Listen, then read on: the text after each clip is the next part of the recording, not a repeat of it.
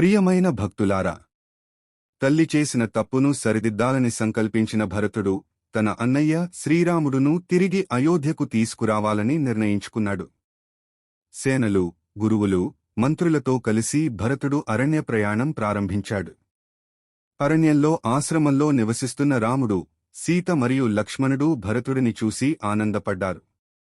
భరతుడు రాముడి పాదాలపై పడిపోయి ఇలా వేడుకున్నాడు: అన్నయ్యా, అయోధ్యకు తిరిగి రండి. రాజ్యానికి మీరు మాత్రమే యోగ్యులు. అతను తండ్రి దశరథుడు మరణ వార్తను కూడా తెలియజేశాడు. ఈ వార్త విన్న రాముడు విషాదంలో మునిగిపోయినా ధర్మాన్ని ముందుగా ఉంచాడు. తండ్రి ఇచ్చిన మాటను తప్పలేను. 14 సంవత్సరాలు పూర్తయ్యాక తప్పక వస్తాను అని రాముడు చెప్పాడు.